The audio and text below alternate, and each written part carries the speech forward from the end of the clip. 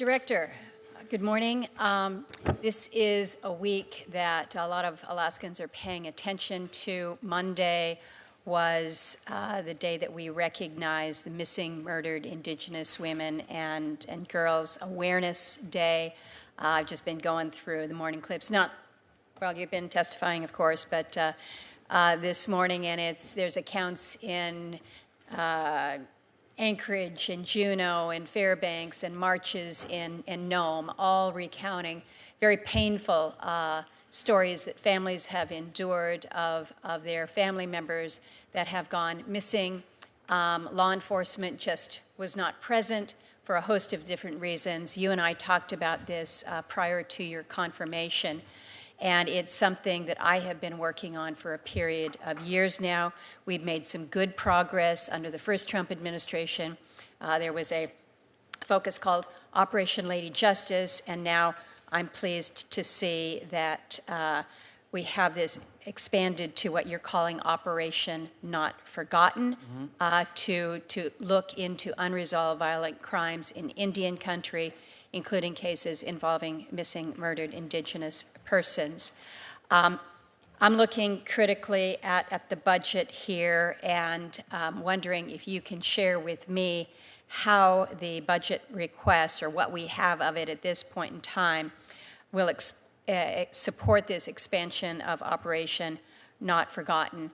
I need to be able to give folks back home the comfort that they need to know that these cases that have gone cold for not just months and years, but decades, will not be dropped, that push for closure will continue. What can you share with me this morning? Senator, I greatly appreciate you highlighting and being a champion of crimes on Indian country.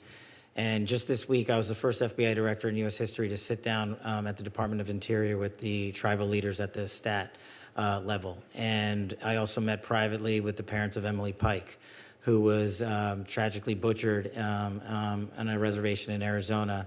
And her parents asked me to find the remains, the remaining pieces of her body that have not been returned. She's a 14-year-old girl. She's still missing her arms. They only have her torso. What I told them, and what I hope you take back to Alaska and what the rest of the tribal community hears, is that every crime in this country will be treated equally. Those that happen on Indian country and those that are happening to Native Americans are just as horrific as are happening in the rest of the world, in the rest of America. We've already prioritized resources on in our state-level task forces to address these matters, and I asked the staff to allow FBI agents onto the reservations on a more regular basis and engage with them directly. I also invited the community leaders to nominate a law enforcement officer from one of the tribal jurisdictions to sit with me at the Hoover Building in the FBI, so we have a direct engagement with the community. And so we are, just one highlight, I think in Wind River, we executed an operation that took down, I can't remember how many dozens of pounds of fentanyl that was heading to an Indian reservation. So you have my commitment that we will not forget it. Well, thank you for that broader commitment. As you know, of course, we don't have reservations in Alaska. We don't have the same type of tribal law enforcement presence, so some unique aspects of it. My understanding is that the Alaska field office in Anchorage, along with the two satellite offices that we have, one in Fairbanks and one in Juneau, they have one FBI victim service coordinator to communicate with these families. This has been part of the problem.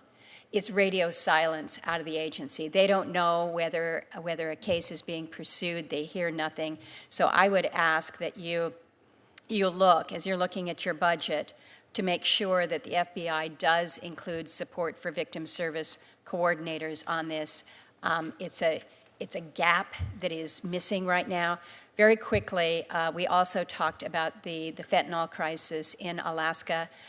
We're the one state that is tragically going the wrong way when it comes to fentanyl deaths. We had a 40% increase in fentanyl deaths in 2023. So you had indicated that you were going to be doing aggressive work here. We need to be doing more, and I've shared that it ought to be easier to intercept drugs coming into Alaska because they come by airplane. they come through the mail, and they occasionally come in by boat. Maybe a little bit driving across through the border. But we've got the ability to do the interception, and right now our numbers are not going down. I just ask for your continued commitment with this. We know we're seeing FBI partnering with ICE for arrests and detentions of immigrants in Alaska.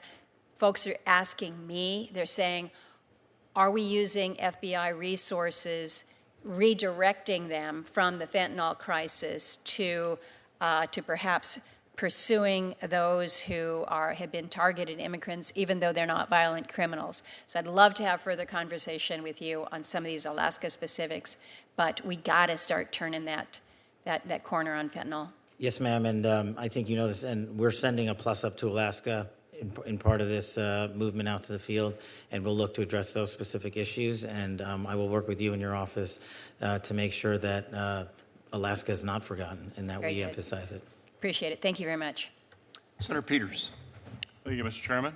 Director Patel, welcome to the committee here. Hello, sir. Director, I've long been a supporter